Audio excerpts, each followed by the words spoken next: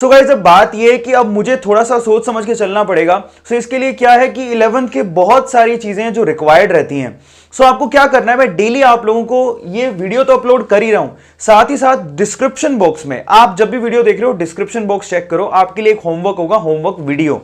वो homework video आपको जरूर देखनी है। आप वो देखोगे साथ साथ तो आपके 11th के जो रिक्वायर्ड बेसिक्स है ना वो कंप्लीट होंगे, ताकि आपको प्रॉब्लम नहीं हो चैप्टर को समझने में। तो आप तुरंत जाके डिस्क्रिप्शन बॉक्स में जो आपकी रिवीजन के लिए मैंने वीडियो डाला है, वो आपका होमवर्क होगा, उसको आपको जरूर देखना है, ठीक है। तो अभी इस वीडियो में भी मैंने डिस्क्रिप्शन बॉक्स में एक रिवीजन वीडियो डाला आप लोग के लिए, वो होमवर्क है। तो ये जैसे ही खत्म हो जाए आप लोग थोड़ा सा ब्रेक लेके वो डिस्क्रिप्शन बॉक्स में जाइए और उस वीडियो को जरूर देखिए, वो आपको काम देगी। सो चलिए आज के बेसिक शुरू करते हैं। मैंने जो क्वेरीज देखी उसमें बहुत छोटी छोटी क्वेरीज थी, मुझे बहुत ही सरप्राइजिंग फील हुआ कि लोगों को थोड़ा मोल कॉन्सेप्ट में प्रॉब्लम है, कईयों को मॉलिक्यूलर मास निकालनी नहीं आती है। इनफैक्ट बहुत के मॉलिक्यूलर मासेस आपको सीधे याद होने चाहिए। सॉल्यूशन चैप्टर में हम लोग न्यूमेरिकल करेंगे तो आपको बहुत सारे मॉलिक्यूलर मासेस तो क्लियर होने चाहिए बाय द वे। तो वो मैं आपको आज इस वीडियो में सिखाऊंगा, मोल कॉन्सेप्ट के बारे में बताऊंगा जितना रिक्वायर्ड होगा। सो फर्स्ट ऑफ ऑल तो समझे कि मोल है क्या। देखिए यहां पर मोल कॉन्सेप्ट में मैं बेसिक चीजें बता रहा हूं आप लोगों को, बड़े ध्यान से उसको देखिएगा। देखिए आप एक बात बताइए, आप वेट किस में मेजर करते हैं? वेट करते हैं आप केजी में मेजर करते हैं कि नहीं करते हैं? अच्छा, आप लेंथ किस में मेजर करते हैं? मीटर या सेंटीमीटर में। वॉल्यूम किस में मेजर करते हैं? लीटर में, मीटर क्यूब में। इनफैक्ट लीटर में हम लोग जनरली यूज करते हैं लीटर को। तो ये तो सारी अलग अलग यूनिट्स हैं, अलग अलग यूनिट अलग अलग चीजों को मेजर करने के लिए। इसी तरह से केमिस्ट्री में अगर आपको किसी भी सब्सटेंस का अमाउंट मेजर करना है तो आपको मोल का इस्तेमाल करना होता है। मोल एक यूनिट ही है सब्सटेंस के अमाउंट को मेजर करने के लिए, डिफरेंट डिफरेंट तरीके से। अब 3 तरीके से आप इसको यूज कर सकते हो। कैसे? बड़े ध्यान से देखना। देखो मोल को आप 3 तरीके से कैसे इस्तेमाल कर सकते हो। मोल इन टर्म्स ऑफ क्वांटिटी, ठीक है, बड़े ध्यान से देखिएगा, सिर्फ 3 ही तो फॉर्मूले हैं। Mole in terms of quantity, mole in terms of mass, ठीक है, और तीसरा जो है वो गैस पर लगता है बट होता है mole in terms of volume. देखिए mole in terms of quantity, mole in terms of mass, mole in terms of volume, straightforward. आप जरा सोचिए। अच्छा, क्वांटिटी के रिस्पेक्ट में हमको सबको 1 दर्जन तो पता है। 1 डजन में कितनी चीजें आती हैं? 12। 1 दर्जन में 12 चीजें आती है, वी ऑल नो। अगर मैं 24 चीजें लाऊं तो आपने क्या किया? कितना डजन हुआ? 2। कैसे निकाला? क्योंकि आपको पता था कि 1 दर्जन में 12 चीजें आती हैं।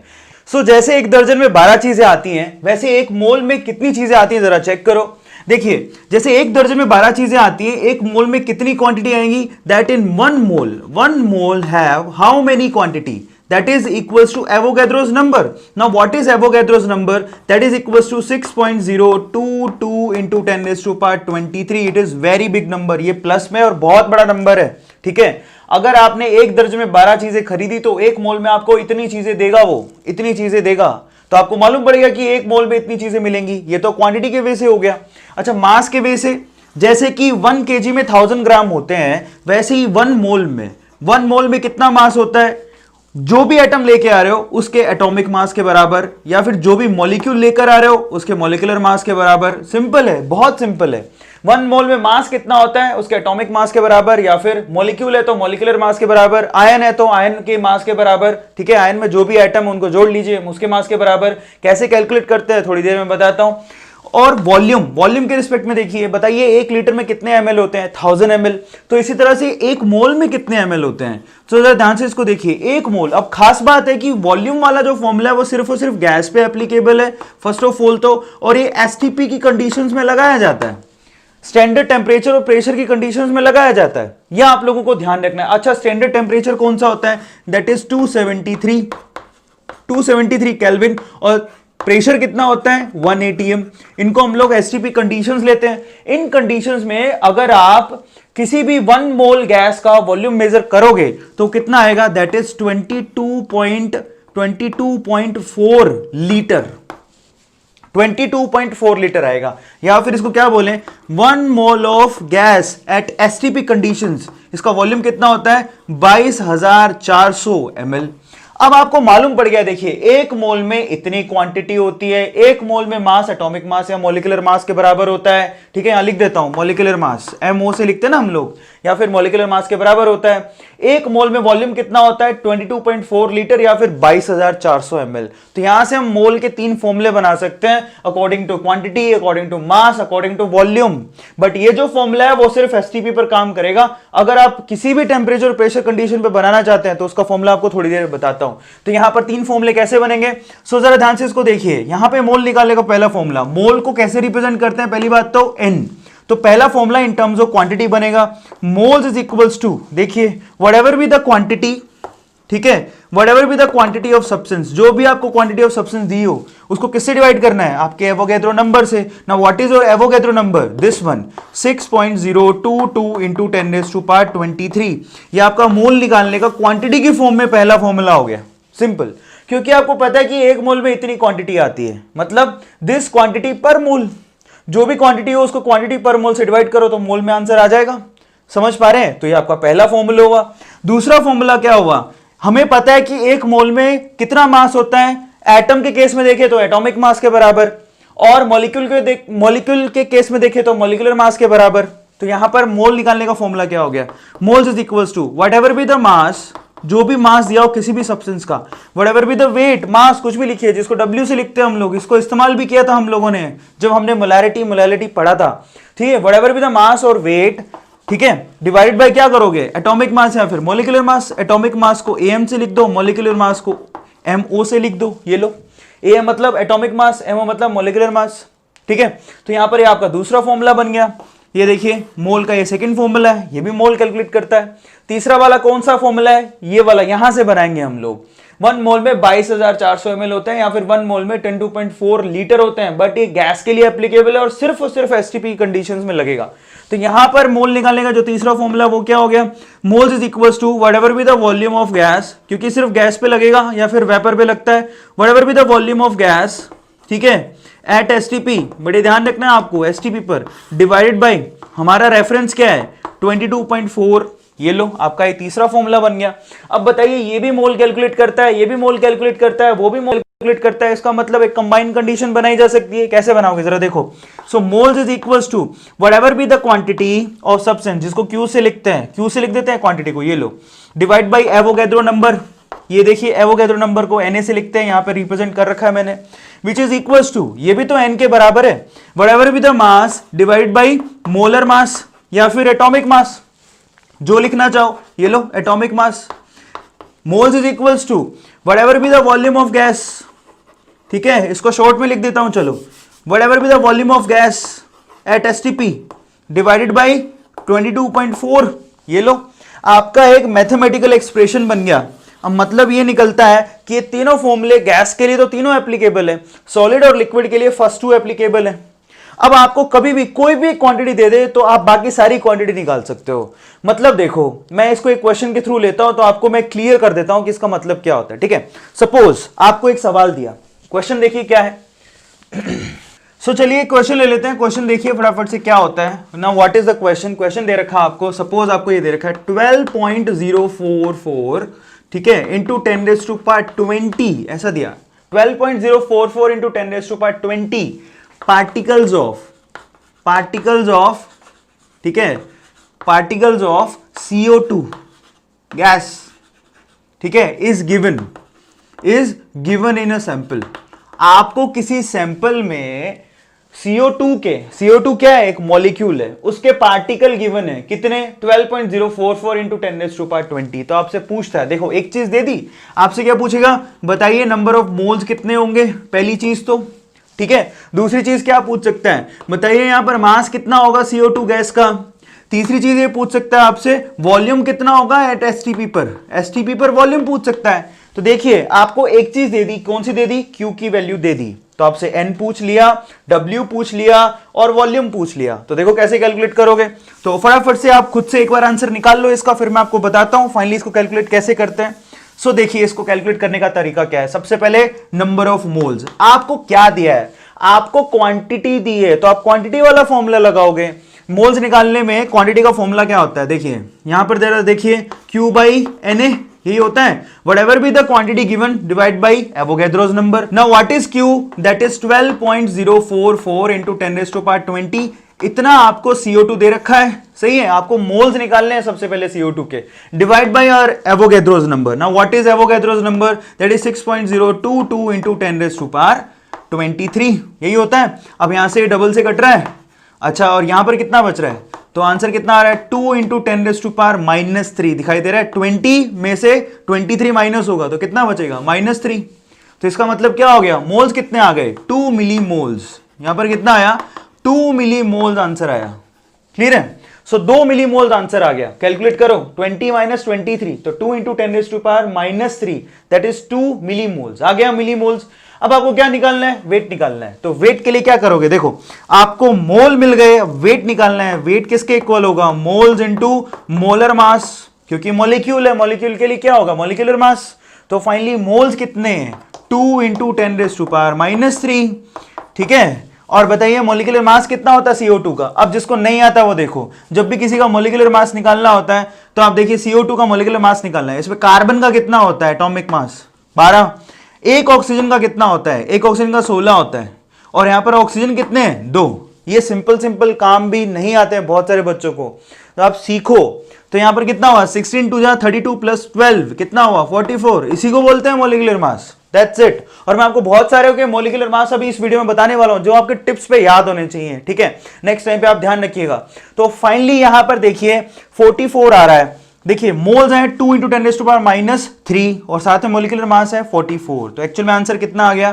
दैट इज 44 2 88, ठीक है। सो यहां पर 88 और वेट आता है ग्राम में, तो ये कितना हो गया? मिलीग्राम, ठीक है। मिली लिख सकते हैं 10⁻³ तो वेट आ गया आपका। अब तीसरा पूछा आपको वॉल्यूम बताइए। वॉल्यूम एसटीपी पर कितना आएगा? वॉल्यूम देखिए, if you know the moles you can also calculate volume. तो क्या करना है उसके लिए? Moles into 22.4। अब मोल्स कितने हैं आपके? 2 मिली, 2 इंटू 10⁻³ इंटू क्या करोगे? 22.4 और ये लीटर में आंसर देगा। तो यहां पर देखिए 22.4 इंटू 2 44.8, 44.8 लीटर है और 10⁻³ ये रहा, तो ये कितना हो गया? ml, मिलीलीटर हो गया। Straight forward. जरा ध्यान से इसको देखिए, 22.4 इंटू 2 44.8 और ये क्या है? m, स्मॉल m, इसको मिली बोलते हैं। बहुत सारे बच्चों को पता नहीं रहता है कि कैसे लिखते हैं। तो m मने मिली, ठीक है। मिली की वैल्यू कितनी होती है? 10⁻³ तो इसको मैंने वर्ड्स में लिख लिया मिली, और लीटर में तो आंसर आना ही है क्योंकि ये कितना है? 22.4 लीटर में होता है। सो फाइनली 44.8 ml आंसर आ गया। तो इस तरह से आप सिर्फ एक चीज दी हुई हो तो सारी चीजें कैलकुलेट कर सकते हो। सो ये आपको ध्यान रखना है कि इस तरह से होता है, ठीक है। अब मैंने यहां पर आपको मोल का फॉर्मूला तो बता दिया। अब हम चलेंगे आगे और आगे ये सीखेंगे कि कौन कौन से मॉलिक्यूलर मासेस आपको टिप्स पे याद होने चाहिए, क्योंकि सॉल्यूशन में बार बार जितना आप मैथमेटिकली चीजों को रिमाइंड रखोगे आपका वक्त बचेगा, क्योंकि थोड़ी बहुत चीजें अगर याद रख लोगे तो आपको ही फायदा होगा। तो देखो जरा ध्यान से, बहुत सारे मॉलिक्यूल्स हैं जिनका मॉलिक्यूलर मास आपको याद होना चाहिए। तो देखो कौन से। अब इस चैप्टर में बहुत सारे सॉल्यूट आपको मिलेंगे, बहुत सारे सॉल्वेंट आपको मिलेंगे। जब आप न्यूमेरिकल कर रहे होगे तो आपको क्या है कि ना वो सॉल्यूट और सॉल्वेंट जो जनरली इस्तेमाल होते हैं उनके मॉलिक्यूलर मासेस आपको टिप्स पे होने चाहिए, वो मैं आपको बता देता हूं। तो फटाफट से नोट डाउन करो, ठीक है। और मैं आपको कुछ एक निकाल के भी दिखा दूंगा, तो आपको प्रैक्टिस हो जाएगी। घर पे बैठ के एक बार निकाल के देख लेना, ठीक है। थोड़े से हैं, देख लो जरा ध्यान से। सबसे पहले तो सबसे ज्यादा इस्तेमाल होने वाला जो सॉल्यूट है वो है एसिटिक एसिड, ठीक है। उसका फॉर्मूला भी बताऊंगा।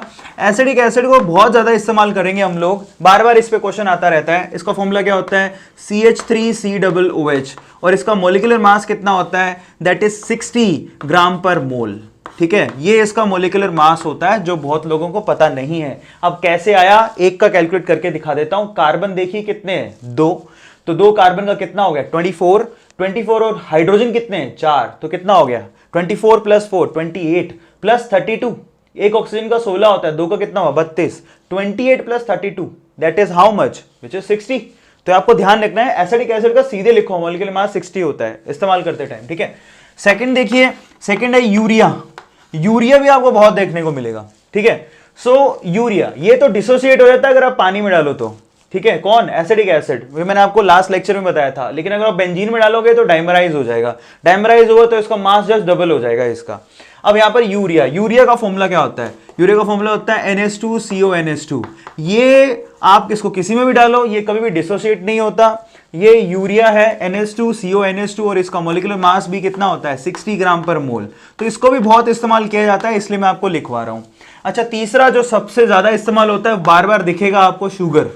ठीक है, शुगर का फॉर्मूला क्या होता है? C12H22O11। ठीक है, और इसका मॉलिक्यूलर मास, अब बैठ के वहां कैलकुलेट थोड़ी करोगे, देखो ये छोटा डेटा नहीं है, वहां वक्त खराब होगा, सीधे याद रखो 342 ग्राम पर मोल। तो ये आप सीधे याद रखो 342 ग्राम पर मोल, 342 ग्राम पर मोल होता है। चौथा जो इस्तेमाल होता है वो है ग्लूकोज।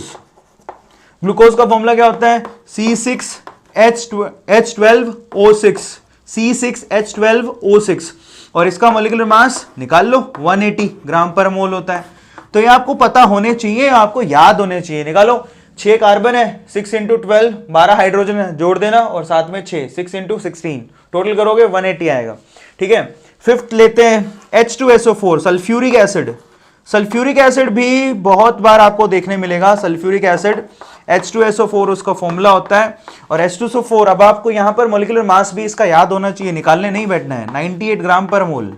ठीक है, 98 ग्राम पर मोल, ये इसका मॉलिक्यूलर मास होता है। इसी तरह से इस्तेमाल एक और होता है, 5 के बाद 6 नंबर पर लेते हैं, 6 नंबर पर बेंजीन। बेंजीन बार बार इस्तेमाल होती है। अब बताइए बेंजीन का फॉर्मूला क्या होता है? दैट इज C6H6, और इसका मॉलिक्यूलर मास कितना होता है? 78। ठीक है, 78 इसका आंसर होता है, मॉलिक्यूलर मास होता है ग्राम पर मोल। तो ये आपको टिप्स पे याद होने चाहिए, जितना आप याद करोगे आपके लिए उतना ही अच्छा है इस चैप्टर के लिए। और ले लो 7 नंबर पर, जैसे कि HNO3। HNO3 को क्या बोलते हैं? Nitric acid. तो इसका मॉलिक्यूलर मास कितना होता है? 63 ग्राम पर मोल। निकालेंगे कैसे? अब देखिए, कुछ एक के एटॉमिक मासेस आपको याद होने चाहिए जनरल वे से, तो वो फ्रीक्वेंटली मैं आपको बता देता हूं। जैसे कि हाइड्रोजन कॉमन है, इसका मॉलिक्यूलर एटॉमिक मास कितना होता है? 1।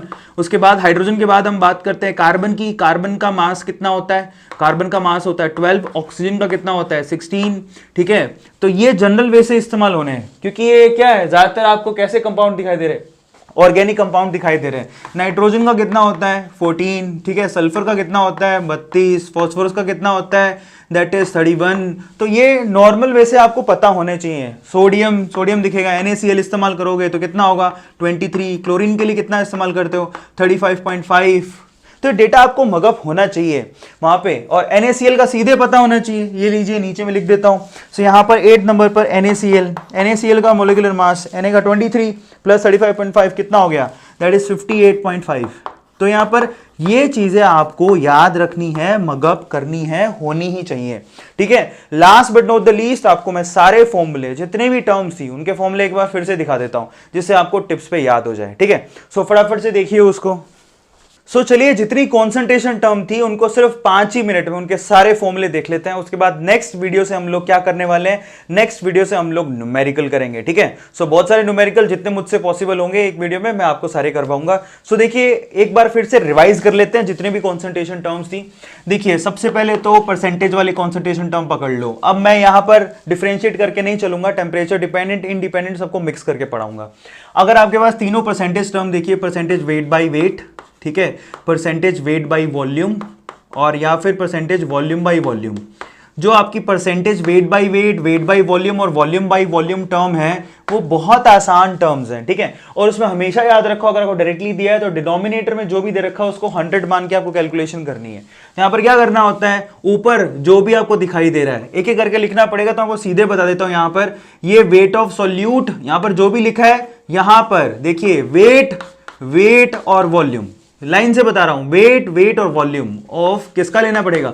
सॉल्यूट का। एक साथ बता रहा हूं, ठीक है, 5 ही मिनट में रिवाइज करना है अपने को। और यहां पर क्या होगा? वेट वॉल्यूम वेट वॉल्यूम वो किसका लेना है? सॉल्यूशन का हमेशा।